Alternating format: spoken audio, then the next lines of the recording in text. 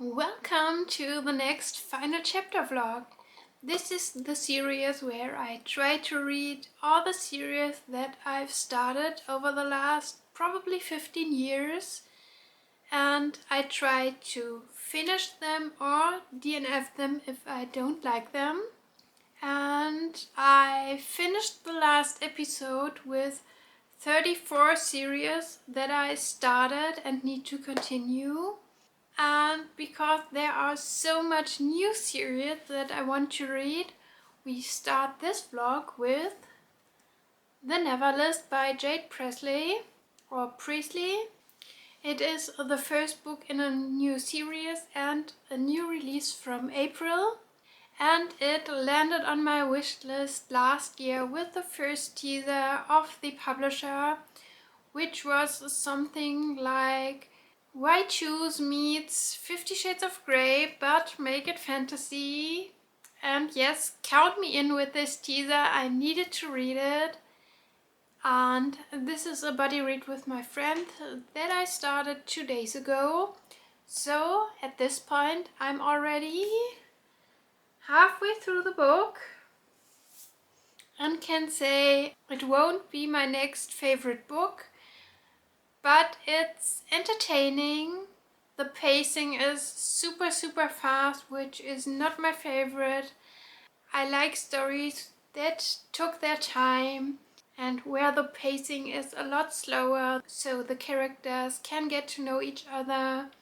There is time for them to develop feelings. And yes, I like spies, and we have spies in that. I don't have a problem with that, but as of right now, 200 pages into the story, our female main character, Riley, is from the Ashlands, so the lowest class in this country.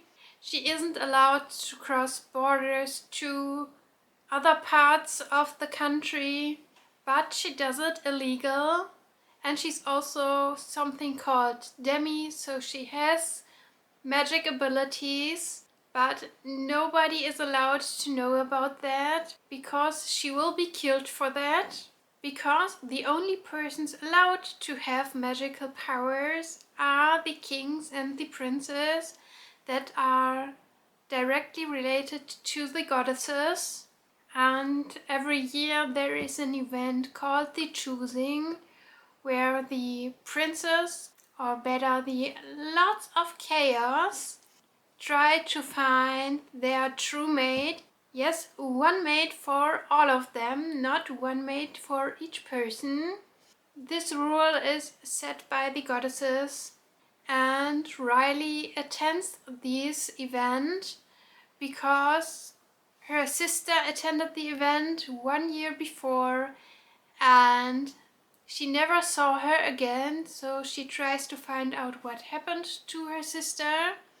And as it is, she's the one girl chosen by the 4 princes to be the next candidate for a mate. So to be chosen doesn't mean to be the chosen one. It just means she gets tested now if she can love the 4 princes, if they can trust her, and the kings have tests for her. It is all a big setup, and now that Riley is chosen, the princes never are allowed to find out where she came from, that she has magic powers, because both of this would be her death, and her only chance to stay alive is to make the 4 princes fall for her and to get their mate. So she spends 1 month with every of the princes now. The first one was Cal. He is a super nice guy. He's called the Dreamer. The people from the Ashlands, like Riley, think he has the title the Dreamer because he destroys other people's dreams, but in reality he fulfills them and tries to help his people as much as he can. He is a super nice guy. And yes, the pacing is super fast. We have the first spicy spice 36 hours after they met each other for the first time. As I said, not my favorite pacing that everything goes this fast, but I can live with that. It is a little bit ridiculous at some times, but I'm entertained by it, and that is everything it needs to be. The first chapters are super info dumpy, and would I have written the book, I would have changed a lot of things, but that's okay. I can vibe with the story now after half of the book, and can't wait to read more of that, because I'm now at the point that Riley switches from Cal to the next prince to Axel, and we will see how this goes. I finished The Neverlist, and I can confidently say this book was not for me and not for my buddy read girls. The result from everyone was that this is a bad book. I'm so sorry. It was all so flat. We couldn't handle that. Since the last update, we had time with 3 princes left and one other part of the book that I won't name because spoilers, but every single part of this book was disappointing. As I said before, Riley spends 1 month with every prince, and I would have loved to see this in the book, but we don't. We see her arrival in the city, she speaks with the prince, she has sex with the prince, and then we skip almost the whole time with the prince just to get the result in the end that they know each other so well now, that they are intimate with each other, because yeah, they are all very horny, and the sex scenes are not even well written. They are super cringe, with terms like slamming in and bottoming out. No, please, no. I'm super disappointed that I couldn't connect with the characters at all, because we skip all of these parts where the characters get to know each other, and adding to that, we have a super flat plot that is almost non-existent. I still don't know why we needed so much fantasy elements, like the magic, the goddesses, the whole rules that they need to find one mate for all 4, because we get just glimpses of everything, and this is super frustrating. We have a 420-page book, and that is definitely not enough for what it wanted to be. I said to my buddy read girls that I would have changed that Riley doesn't spend 1 month per prince, but 3 months, so that by the next choosing they get the decision if Riley chooses the princess and the princess choose her, or if they choose another girl for another year of trial. And I wouldn't have skipped so much time with the princess. We need the connection, we need differences in characters, because the princess all treats her the same, all acts the same, and all are drooling puppies to her. I want more variety here, please. I want the in the beginning expected morally grey characters. I want some questionable behavior, because that is how the princes are described in the beginning of the book. But none of this is true, and I can't even say where the rumors came from, which is a bad sign. The last few chapters were a bit more intriguing and interesting. They were better, but not good enough that I will continue the series. I don't know when book 2 will be published, but I won't read it. I had a super fun time with this buddy read. It was super entertaining and I'm so glad we read this book together. But not for the second book, not for me. I will DNF the series at this point. And we read some other books now for this vlog. But at this point I can't say which book comes next. I have two in mind and need to make a decision, and you will see my decision with the next update. And I chose Covet for my next read by J. Award. This is the first book in the Fallen Angels series, and the whole series will be a reread for me. But this time as part of the Black Dagger universe, because as we read the last Black Dagger book, I recognized a character from the Fallen Angel series, not the first one, but a character that is a main character in the Fallen Angel series. And with one scene in the Black Dagger Brotherhood book, the whole story of him in the Fallen Angel series made way more sense. And I read the whole Fallen Angel series a few years ago and can't remember that much. And Maron, my buddy read partner, hasn't read the series at all. So we searched for a reading order that is for both series. And I found one. So we keep up now with the Fallen Angel series and we'll read book 1, 2 and 3 next. And then we can continue with the Black Dagger Brotherhood series. Then we are on track again. And the series is about a literal war, good against evil. It is the final war, heaven against hell. And they decided to play 7 rounds. So each round is one soul that is on the edge. So there is a decision to be made if this soul is good or evil and which side can win the most souls in the end has won forever. No more fights. And Covet is the first round in this final war. Both sides decided on one person, Jim, our main character, that can influence the soul that is on the edge and can lead them to one side.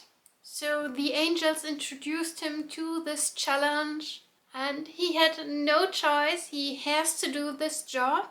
And his first job is to find out who is the soul that is on edge, because they can't say it to him. They just can give him hints so that it is fair for both sides. And I'm already right in the middle of the story. I remember most of it because this is my third time reading Covet. But sometimes I have a really short-term memory, so I was surprised by one plot twist that came up in the last chapter that I've listened to, because I'm listening to the audiobook. I owned the Fallen Angels series as print books, but on hold them after I finished the series a few years ago. But I still own 4 audiobooks. 6 would be the whole series. But in German we only have audiobooks for the first 4 books. So after that I will switch languages, which I don't like to do. But it also makes no sense to me to buy the first 4 books again in English, just to listen to them all in English. So it is what it is. I will switch languages, but for now it is German. And I think I am at 55 or 60% of the story. And like in the Black Dagger Brotherhood series, we have multiple POVs. So we have Jim, we have Marie-Therese, we have Vin, and so many more persons that are involved in this story. And I want to continue now with my listening speed. I have 3 hours and 30 minutes left, so maybe I can finish it today, and I will definitely talk to you after I finished it.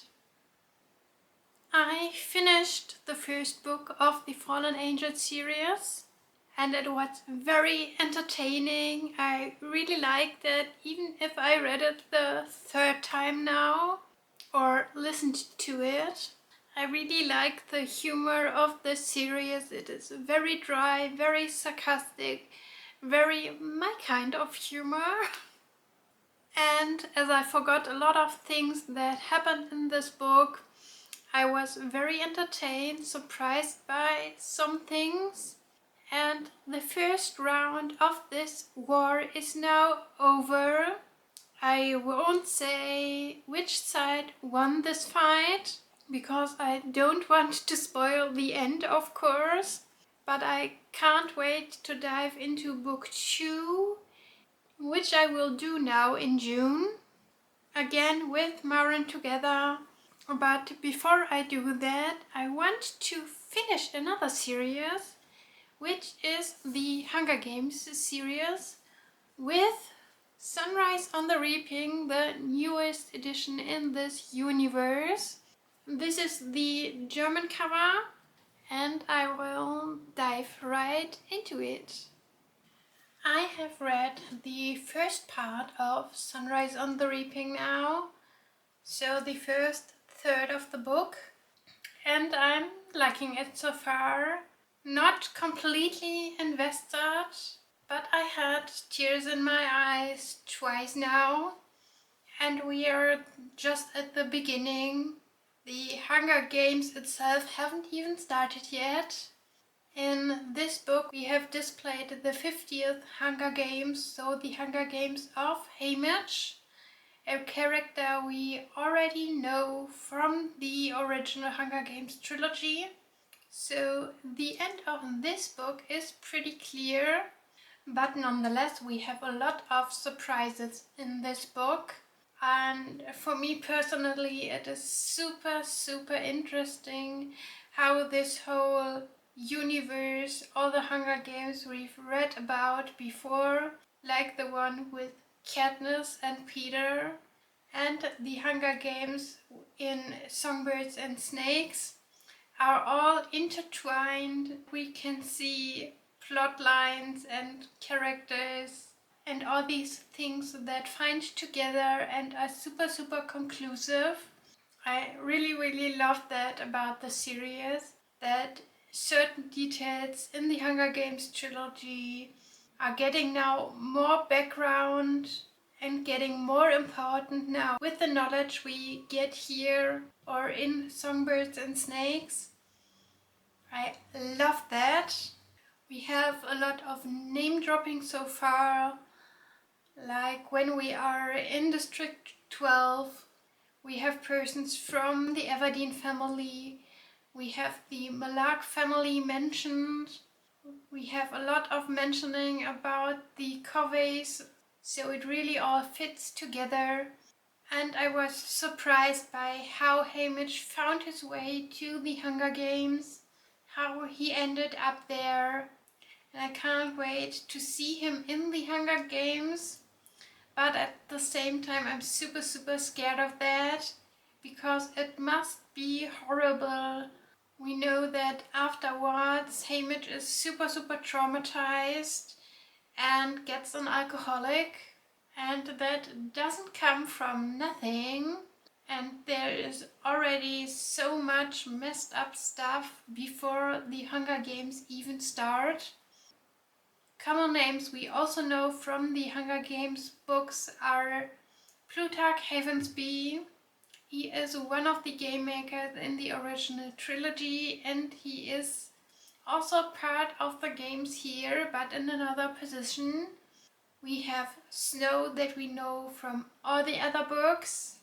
He is already president here, and we are already at the point that we really don't like him. and I can't wait to read more, which I will do today. Hi again, this is me a few hours later, and I finished part 2 of Sunrise on the Reaping. I have 1/3 left of the book, and I cried once in the second part. I won't say when, I won't say why, because I don't want to spoil anything, but I can say the Hunger Games started in part 2, and we all know that means a lot of kills, a lot of dead people, and a lot of surprises in the arena. And we are getting all of that, a lot of preparation before that, a lot of discussions between the competitors, and they team up. They have a plan going into the arena, and maybe it went right, maybe it went wrong. I won't say it, but I can say that we are meeting 2 more characters in part 2 that we already know from the original Hunger Games trilogy, which are Effie and Caesar Flickerman. That was super interesting. I love to see these glimpses of these characters and how they were 25 years before the original trilogy. Especially Effie was really interesting, and I will talk to you then. Here I am again the next day, and I just finished Sunrise on the Reaping, and I switched to the audiobook and cried the last 40 minutes of that because I was so heartbroken, and I'm hurting. I'm so hurt by this book. I could cry again just speaking about it, and I think you can hear it. Especially the end of the story was so emotional, heartbreaking, and it makes everything that is coming after Sunrise on the Reaping so much worse for Hamish. I completely understand that he started drinking. I understand that he thought about suicide. But I can say that I really liked the book. Not fully loved, not 5-star, more than 4.5, because most of the book was more 4-star feeling for me. Most of the time I felt a little bit distanced emotionally to the story, because Hamish was really rational and really thought more about than getting lost in his emotions, which is completely understandable. But the ending of the book was way more emotional, and that was what I hoped for in this book. And Suzanne Collins really found a cohesive way to integrate Sunrise on the Reaping in the whole Hunger Games universe that she already created. She did a fantastic job with this, and I really have the urge now to read the other Hunger Games books again, to see this new perspective now on Hamish in the trilogy, to also see what happened in Songbirds and Snakes, and how this all found its way in the Hunger Games trilogy. But I don't think I have time for this because of my huge TBR, which I'm already working on here. So I think I will now start the next book on my TBR, and we'll continue the next series, because with Sunrise on the Reaping I finished a series, or more a universe. I've read now all the Hunger Games books, which means we are now down to 33 series that I need to finish or DNF. So let's go on to the next series. And the next book is Leather and Lark by Brynne Weaver, the second book in the Ruinous Love trilogy. And this whole trilogy is a mix of dark romance and rom-com, so a pretty weird mix where I wasn't sure that it would function for me, but I gave it a try with Butcher and Blackbird, and yes, it did. You can write funny dark romance books and make two serial killers fall in love with each other. Bryn Weaver did it, and she's now doing it again with book 2. This is the story of Lachlan Kane, so the brother of the male main character from book 1, and Lark Montagu. She is the best friend from the female main character from book 1, and they can't stand each other. There is an incident in the beginning of the book that defines their hate for each other, and after that Butcher and Blackbird starts and intertwines with Lark's and Lachlan's story. So we have a lot of forced proximity in the beginning of the book, and I'm already halfway through the story and can say I enjoyed Butcher and Blackbird more than Leather and Lark so far.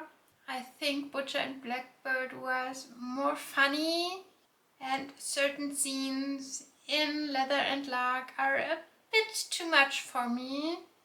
Especially a lot of the serial killer stuff. I completely understand Lark's motives for doing what she does, but do we need the whole craft thing to make it more hilarious? I don't know, I don't like that. But I can say that in the story, marriage of convenience is a thing, and it is in haters to lovers romance. It really takes time, especially for Lark, to open up to Lachlan, and there is a long way to go. So let's see if I can get a little bit more into the story in the second half of the book. Wish me luck, and I talk to you afterwards. Update time. I finished Leather and Lark, and it was okay to me.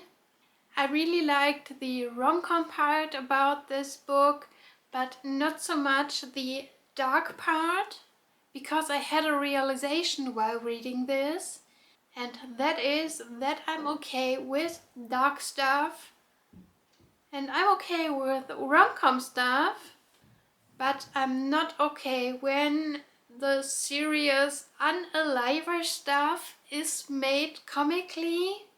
So, for example, Lark collects memorabilia from her jobs and she makes DIYs with them, so home decor and things like that, and that was too much for me. I can't stand that.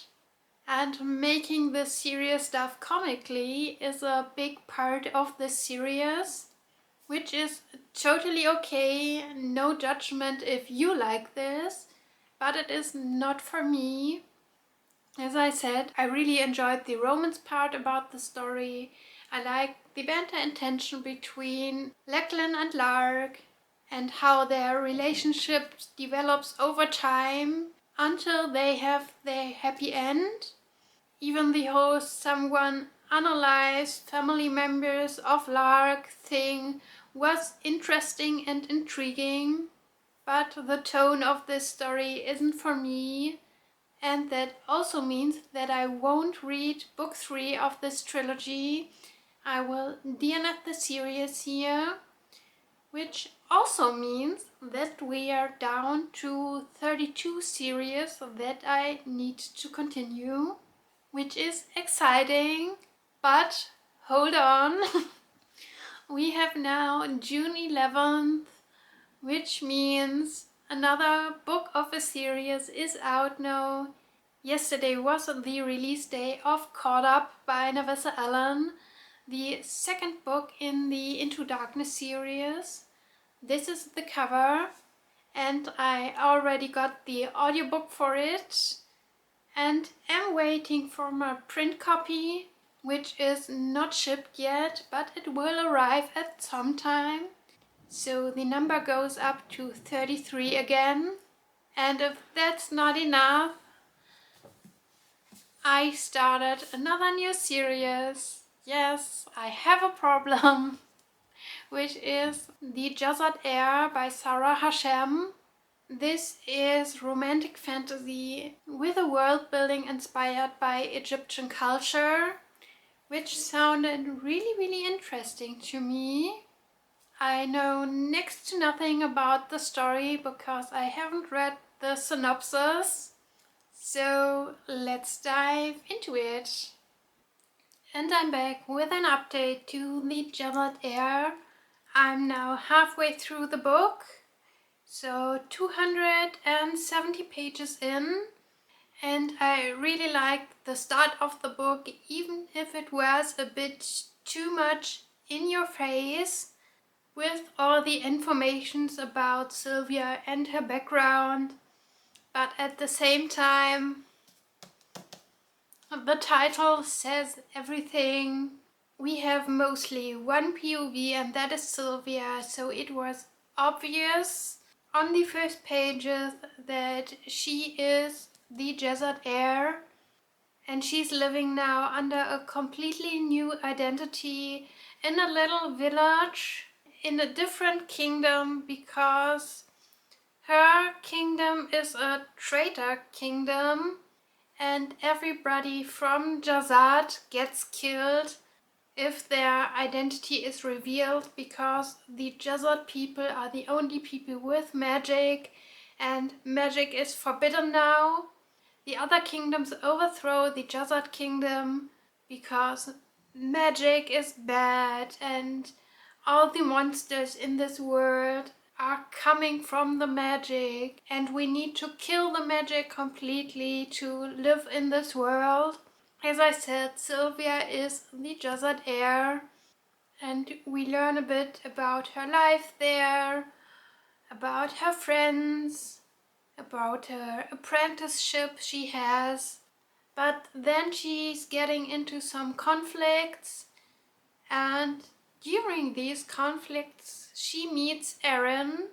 Aaron is the heir of another kingdom, of Nizal, and from the first moment they met, he is somehow obsessed with her and wants her to reveal her identity, because he knows she's Jasad, but he doesn't want to kill her somehow. And it's all a little bit dubious, and the explanations for his behavior are very vague, and I can't really believe them. And I can't say if Aaron is a true villain now at the halfway point, or if he is the villain type that is completely misunderstood and we are getting a romance here. That is what I'm expecting. But as I said, it is all a little bit vague, and the plot in the beginning is very much in your face. It was clear to me that Aaron will nominate Sylvia as his champion for the Alcala, a competition that is starting a few weeks in the future, and where it goes a lot about honor and where you can die. So it is a win or get killed situation for Sylvia, but she has no chance. She has to accept this, because otherwise she would get killed way earlier. But with all the vague explanations how they are acting and why they are doing what they are doing, I'm beginning now to slightly lose interest in the story, and that is not a good sign. So let's see how I think about it at the end of the book. And I finished the Jasad Heir now, and I can say this book, not for me. I really should have DNF'd it at the halfway point where I recognized that I lose interest in it. But I really feel guilty DNFing buddy reads. So I read the rest of the book over the last 2 days. I also have to say I didn't really pay full attention while reading and listening to that, so I don't remember all the details, but all in all, the points I've mentioned before are still there, so we don't get enough explanation of the world building or why the characters act like they do. We just get glimpses of an explanation that didn't make me 100% happy, and there is a lot of back and forth between the two main characters, especially from Sylvia's POV, if she likes or hates Aaron. Not really clear most of the time, because in one scene it's this, in the next scene it's the opposite, which made this for me a little bit difficult. There was a lot of eye rolling on my side. I was really annoyed by it. But I don't think this is a bad book. I just think this is not for me, and maybe a little bit too YA in the behavior of the characters, even if they are in their mid-20s. But this is a duology, and if you can guess, I won't read book 2. I will DNF the series at this point. And with that, we are now at the end of this vlog, so let's do a little recap. We started this vlog with the Neverlist, which was also a new series, so we were at 35 series, but I DNF'd the series, so 34 again. I did a reread of the first book in the Fallen Angels series, Covet, so still at 34. The next book was A Sunrise on the Reaping, and with that I finished the Hunger Games universe, so 33. After that I read another ebook, which was Leather and Lark. It's the second book in a trilogy, but I DNF'd the series at this point, so 32.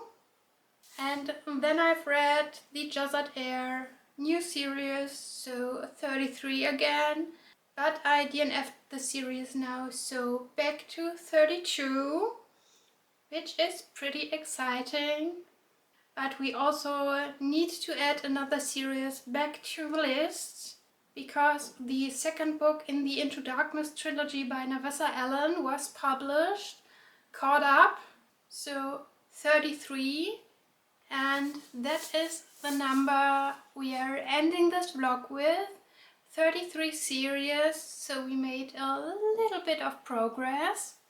And I will be starting filming the next vlog right away. Hopefully I can get the number a little bit more down in the next episode. We will see. Stay tuned. Please let me know in the comments if you have read any of these books and what do you think of them. Like the video if you wanna, follow my channel, and I will see you next time. Bye!